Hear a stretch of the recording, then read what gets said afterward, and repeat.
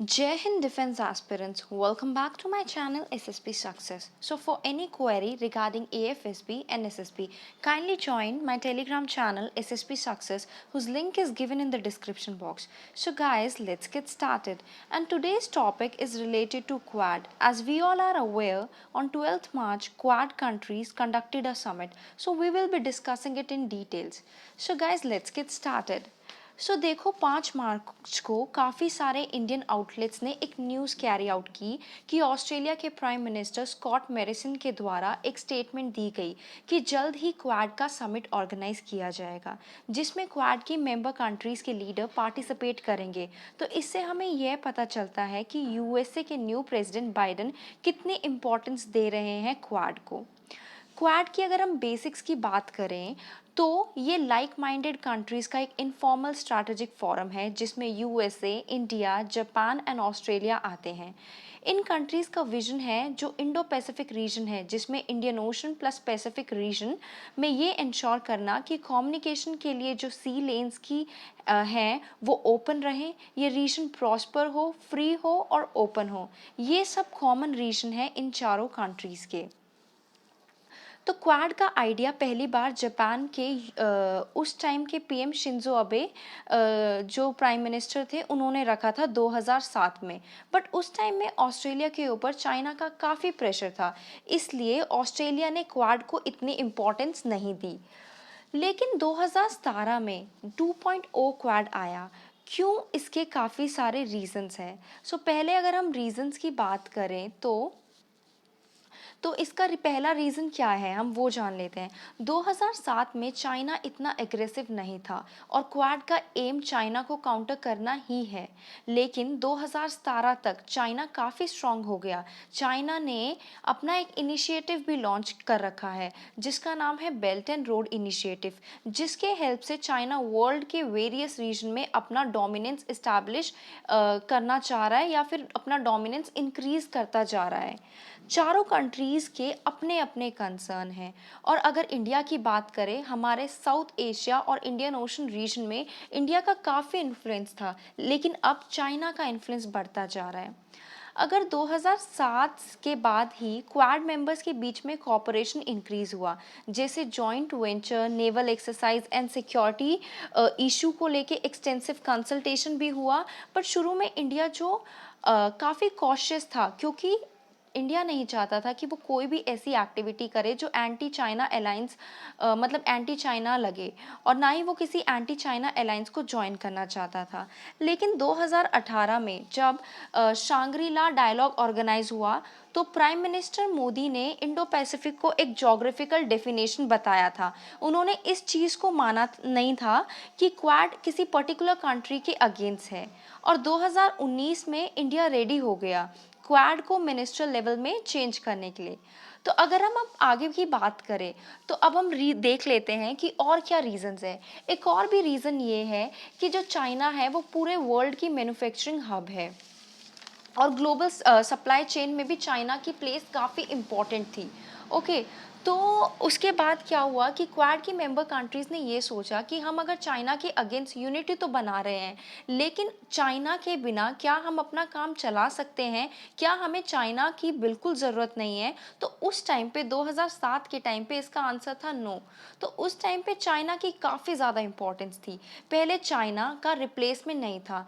जो low cost manufacturing base है पूरे वर्ल्ड के फैक्ट्री के, और उसके अलावा और किसी कंट्री पे डिपेंड भी नहीं कर सकती थी बाकी कंट्रीज़। तो जहाँ सप्लाई चेन पूरे वर्ल्ड के सप्लाई चेन से कनेक्टेड हो। तो अब उस बात को 14 साल हो गए और क्वाड का आइडिया भी इमर्ज होके आ रहा है। बाइडन के प्रेसिडेंट बनने के बाद ही क्वाड की फर्स्ट समिट लेवल मीट हुई, अभी 12 मार्च को। ओके, अगर हम बातें करें तो बाकी रीजंस की अगर हम बात करें तो इंडिया अब चाइना का रिप्लेसमेंट बन सकता है मैन्युफैक्चरिंग के उसमें मामले में। काफ़ी सारे एग्जाम्पल की हेल्प से ये चीज़ पता चल सकती है। ओके, तो पहला अगर हम बात करें पीपी किट्स की, तो काफ़ी अगर हम देखें तो पहली बात ये है कि पीपी किट्स जो कोविड-19 में आया था तब इंडिया में ज़ीरो मैन्युफैक्चरिंग होती थी पीपी किट की। लेकिन आज के टाइम पे एक दिन में 10 लाख पीपी किट्स की मैन्युफैक्चरिंग होती है, और ये चीज़ वेंटिलेटर्स और दूसरी चीज़ें जो है उनके साथ भी है। सेकेंड अगर हम बात करें तो वैक्सीन मेत्री। ओके, तो अगर हम वैक्सीन मेत्री की बात करें, इंडिया अपनी सॉफ्ट पावर को बढ़ा रहा है वैक्सीन मेत्री की हेल्प से। इंडिया ना कि सिर्फ अपने देश को वैक्सीनेट कर रहा है, जबकि मिलियंस ऑफ पीपल जो अदर कंट्री के हैं उनको भी वैक्सीनेट कर रहा है, कनाडा से पाकिस्तान तक और कैरेबियन आइलैंड से ब्राज़ील तक। अगर हम देखें तो इंडिया अपनी वैक्सीन को सप्लाई कर रहा है। इंडिया की प्राइवेट इंडस्ट्री का भी काफ़ी मेजर रोल है।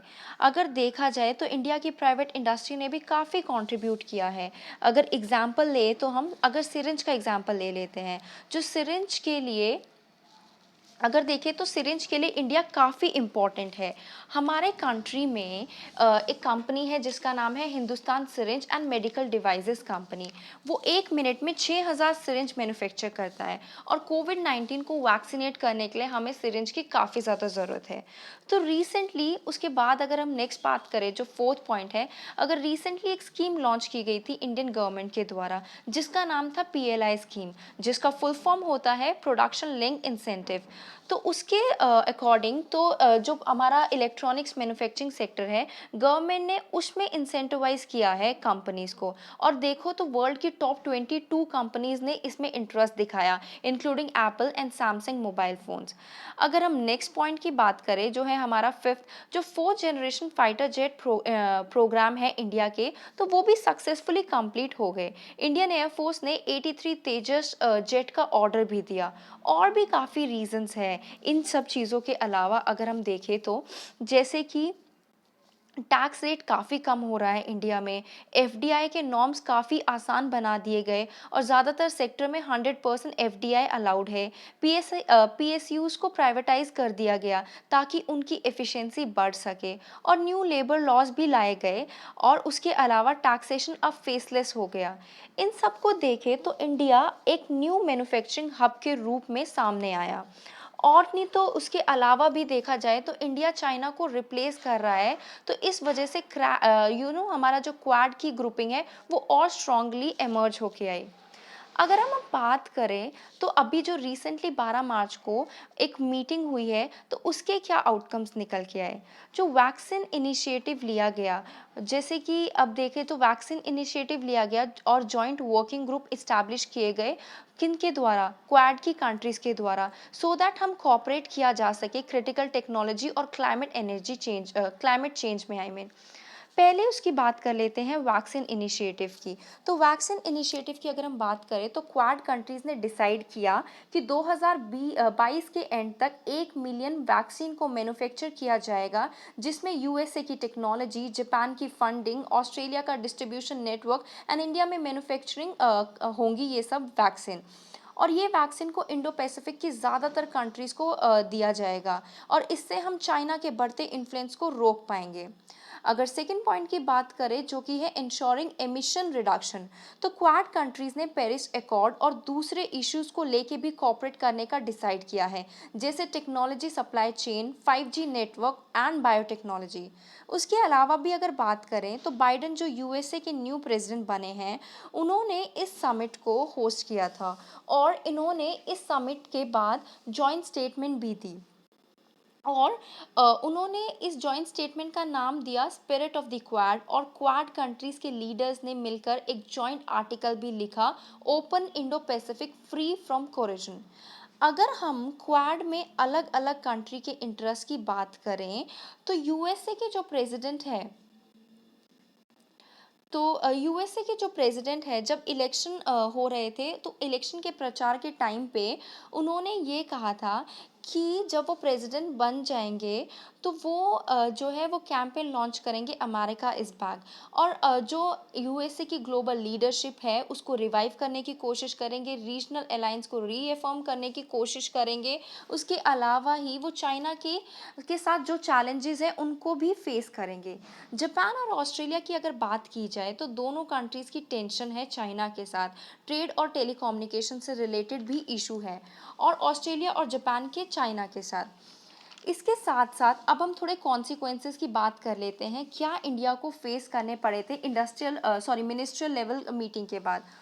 तो यूएस लेड कोलिशन के नज़दीक आने के बाद इंडिया ने अपने कोर सिक्योरिटी कंसर्न को इग्नोर कर दिया। जो former national security adviser Shri Shankar जो हैं, उन्होंने ये कहा कि इंडिया ये भूल गया कि इंडिया का इंटरेस्ट जो है वो इंडियन ओशन में है, ना कि वेस्टर्न पैसिफिक ओशन में। ओके, तो इंडिया की प्रेजेंस जो है वो सिर्फ इंडिया के इंडियन ओशन में है, तो इंडिया को वहाँ ध्यान देना चाहिए। इंडिया ही एक ऐसी कंट्री है जो शेयर करती है 3500 kilometre in demarcated land border China के साथ।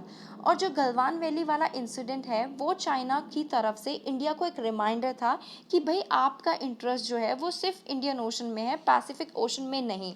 तो आप जो है अपना प्रायोरिटी जो है इंडियन ओशन में दीजिए और ऐसी कोई एक्टिविटी ना कीजिए जिससे एंटी चाइना वाली फीलिंग आए। देखो, चाइना एंड यूएसए के बीच में अगर हम बात करें तो इंडिया जो चाइना और यूएसए है उनके बीच में ट्रेड होता है। ऑलमोस्ट अमेरिकन इन्वेस्टर्स के पास $1 ट्रिलियन की चाइना इक्विटी है। और भी अभी यूएसए की वो कंपनीज जिनकी प्रेजेंस है चाइना में, उनमें से 75% कंपनीज का व्यू ये है कि वो चाइना में इन्वेस्ट करती रहेंगी।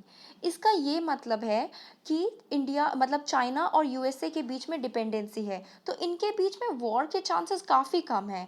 तो ऐसा ना हो कि इंडिया क्वाड के चक्कर में चाइना के साथ रिलेशन ही खराब कर ले। अब जो है कुछ सजेशन दिए जाते हैं जो राइटर है जिन्होंने ये आर्टिकल लिखा था उनके द्वारा। उनका ये कहना है कि चाइना के साथ हमें अच्छे रिलेशंस को रीस्टोर करना चाहिए और उसी पर फोकस करना चाहिए। ये हमारी प्रायोरिटी होनी चाहिए। हालांकि गलवान वैली के बाद ट्रस्ट काफ़ी कम हो गया है, बट इंडिया को अब ये एक्नॉलेज करना चाहिए कि इंडिया इंटरेस्ट जो है वो इंडियन ओशन में है, ना कि पैसिफिक ओशन में। इसके अलावा कि हमारी कंट्रीज़ में कुछ पॉलिसी ऐसी है जिनसे हमारी कंट्रीज़ में पोलराइजेशन हुआ है। और पोलराइजेशन कंट्री की जो है उसमें क्या होता है कि पोलराइजेशन की वजह से कंट्रीज़ की यूनिटी चली जाती है। और अगर किसी कंट्री में यूनिटी ही नहीं होगी तो वो कैसे किसी और कंट्रीज़ के साथ लड़ाई लड़ेगा। तो हमें यूनिटी जो है वो मेंटेन करके रखनी पड़ेगी, पोलराइजेशन को कम करके। So guys, that was all about it. Do like, share and subscribe my channel SSP Success. Thank you guys. Bye bye. Take care.